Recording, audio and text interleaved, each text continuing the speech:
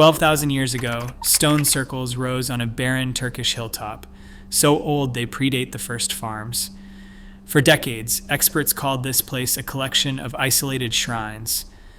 But buried in plain sight was a master plan, a geometric order connecting every pillar and enclosure ignored for nearly 30 years. This newly uncovered rule doesn't just rewrite the story of Göbekli Tepe, it exposes a flaw at the heart of how we define civilization itself. How did evidence for a secret system remain invisible for generations of archaeologists, and what does its discovery mean for everything we thought about the origins of human society? The answer begins the moment the digging started. In the spring of 1995, Klaus Schmidt stood on a wind-swept ridge 12 kilometers northeast of Şanlıurfa, Turkey. The land was rough and stony, a place where local farmers from the Yildiz family had spent years turning up odd, weathered shapes with their plows. For decades, these protruding stones were dismissed as nothing more than old grave markers. But Schmidt, a German archaeologist with experience at Navalu Chori, saw something different. He brushed away the soil from one limestone slab and noticed a flat top, carved edges, and the beginning of a curve. Then he realized he was looking at the head of a massive T-shaped pillar, man-made, not natural. The pillar rose from the earth nearly 6 meters high, dwarfing the men who uncovered it. It weighed an estimated 40 to 60 tons, cut from the local limestone bedrock and shaped with flint tools. The ridge itself, nearly 1,000 meters above sea level, commanded a sweeping view of the Heron Plain. As Schmidt's team continued to excavate, more pillars appeared, each arranged in circles or ovals, some paired at the center of the enclosures, others forming rings along the perimeter. Carvings of wild animals, foxes, boars, vultures, stood out in crisp relief, as if their creators had finished them only years before. The scale was staggering. Enclosure shores measured 10 to 30 meters across, each ringed with T-shaped monoliths. Even in the first days, Schmidt understood that these were not scattered tombs or random standing stones. The pillars were too large, too precisely placed, to be accidental. He described the moment as a revelation. These were not flint nodules in the soil, but artifacts, the T-shaped head of a pillar. Yet nothing in the archaeological textbooks prepared Schmidt for what he was seeing. The site was older than any known city, older than pottery, older even than the first wheat fields. Radiocarbon dates would soon confirm that these stones had been raised around 9,600 BCE, nearly 7,000 years before Stonehenge. The people who built them had no metal, no wheels, no written language. They were supposed to be nomadic hunter-gatherers, yet here was evidence of planning, engineering, and artistry on a monumental scale. Schmidt reached for a framework to explain what he had found. He called Göbekli Tepe a temple in stone, the world's oldest sanctuary. The idea of a sacred gathering place, built by early humans for ritual and ceremony, shaped every trench dug and every pillar uncovered in those first years. Each new discovery seemed to reinforce the story. This was a place apart, a center of belief and mystery, set high on the ridge for all to see. Yet, as the excavations pressed deeper, the site would reveal patterns and connections that even Schmidt could not have imagined. Archaeologists at Göbekli Tepe worked enclosure by enclosure, digging narrow trenches that revealed only fragments of the larger picture. Each pit produced its own set of mysteries, massive T-shaped pillars, animal carvings, and thick layers of rubble fill, but the focus stayed local. The label temple gained traction early, especially after Klaus Schmidt's first reports. That single word shaped how the site was mapped, how questions were asked, and where resources were spent. Researchers treated each ring of pillars as a separate monument, a sacred precinct built for ritual gatherings. The broader landscape faded into the background. This approach seemed logical at first.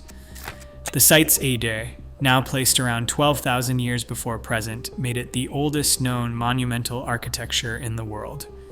The assumption was that small groups of hunter-gatherers lacking agriculture or permanent settlements could only manage projects on a modest scale. The temple idea fit neatly into that box. Isolated gatherings, short bursts of labor, and no need for permanent organization.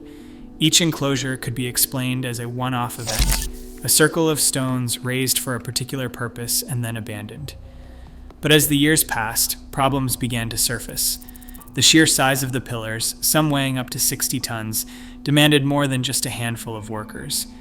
Even with teams of 12 or 24, as later experiments would suggest, moving and setting these stones required planning, coordination, and sustained effort over months. The logistics of hauling limestone blocks up the ridge, shaping them with flint tools, and lifting them into place stretched the limits of what was thought possible for mobile foragers. Yet there was no evidence of agriculture, no granaries, no permanent houses to suggest a settled workforce. The labor paradox grew harder to ignore. Dating the site added another layer of complexity. Radiocarbon samples from the deepest fills and wall plasters consistently pointed to the late 10th millennium BCE, centuries before the first domesticated wheat or barley appeared in the region. If the builders were not farmers, how did they organize the manpower and resources for such a project? The temple label, once so useful, now seemed to obscure as much as it explained. The pit-by-pit excavation strategy only deepened the blind spot. Each trench revealed new details, a carved fox here, a fallen pillar there, but the relationships between enclosures remained invisible. Without a site-wide plan, the possibility of a hidden pattern went untested. The organizing rule, if it existed, lay buried not just in the soil, but in the assumptions guiding the dig. Only a shift in perspective, one that looked beyond individual enclosures to the site as a whole, could begin to resolve the contradictions mounting in the data. By late 2024, the questions surrounding Göbekli Tepe had reached a breaking point. Piecemeal excavations had produced a trove of artifacts, but left the broader site shrouded in uncertainty. To break through the limits of trench-by-trench digging, archaeologists turned to a new set of tools, ones that could scan beneath the surface and reveal hidden patterns in the earth. The 2025 ground-penetrating radar campaign marked a turning point. Barbara Horace, director at the Austrian Archaeological Institute, led the survey team. She arrived on the ridge with a clear goal: to map not just the exposed enclosures, but the entire buried expanse of Göbekli Tepe. Her team deployed ground-penetrating radar across 1 square kilometer, working in systematic grids. Over 300 hours, they pushed the radar antenna back and forth, line after line, logging data points every half meter. The equipment sent electromagnetic pulses into the ground, measuring the echoes that bounced back from stone, soil, and voids. The resulting images captured a cross-section of the site, layer by layer, without disturbing a single stone. The survey's scale was unprecedented for the region. Instead of focusing on a handful of excavated rings, the radar campaign mapped the full plateau, tracing buried walls, pillar foundations, and subtle changes in density that hinted at unexcavated enclosures. The data set, dense and complex, required weeks of processing. Horace and her team used specialized software to translate the radar echoes into three-dimensional models. What emerged was a ghostly map of the ancient site, revealing not just the known circles, but dozens of geometric anomalies lying just beneath the surface. The radar results confirmed that the exposed enclosures were only a fraction of the story. The survey identified more than 20 potential structures, some clustered in familiar rings, others forming straight lines or angular patterns. Repeated measurements showed that certain distances, around 22 meters, appeared again and again between the centers of the buried anomalies. These spacings matched those already documented among the visible enclosures B, C, and D. The consistency was striking. It suggested that the builders had used a common unit of measurement, planning the site with a precision that defied the expectations for a society without writing or metal tools. For Horace, the data offered more than just a catalog of buried stones. The patterns hinted at an underlying order, a rule or logic that had shaped the placement of every structure. The geometry was not perfect, but the repetition of distances and alignments could not be dismissed as chance. The radar campaign provided the first hard evidence that Göbekli Tepe was not a random scatter of sacred spaces. Instead, it appeared to be a single coordinated project, mapped out on a scale that demanded both imagination and discipline. The legitimacy of the findings rested on the survey's rigor. Every radar pass was logged, every anomaly cross-checked against excavation records. Horace published the raw data alongside her interpretations, inviting other researchers to test the results. Independent teams verified the repeated spacings and the geometric relationships among the enclosures. The evidence now pointed to a new possibility. The site's builders had conceived Göbekli Tepe as a unified whole, governed by a hidden rule that would soon come into focus. Pattern began to take shape when researchers set aside the old habit of viewing each enclosure in isolation. Instead, they mapped the precise locations of enclosures B, C, and D, plotting their centers with survey-grade instruments.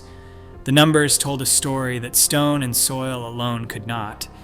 The centers of these three massive structures formed a near-perfect equilateral triangle. Each side measured just over 19.25 meters, with a margin of error so small, less than 2 centimeters, that it defied the idea of random placement. The angle at enclosure C missed the mathematical ideal by only 0.07 degrees, a level of precision that would challenge even trained builders thousands of years later. This was not a fluke.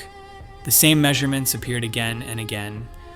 Center to center distances between the enclosures repeated at almost exactly 22 meters, forming a kind of invisible lattice across the plateau. These spacings did not drift or waver. They held steady, as if the builders had worked from a master plan, marking out the land with ropes, stakes, or perhaps even by pacing it off in units known only to them. The triangle's sides and the lattice grid both pointed almost due north, deviating by less than half a degree from true cardinal alignment. That level of orientation, achieved without compasses or written plans, suggested a deliberate act, geometry realized in stone. The implications ran deep. These were not the scattered traces of chance gatherings or fleeting rituals. The geometric relationships between the enclosures could only be the product of advanced planning.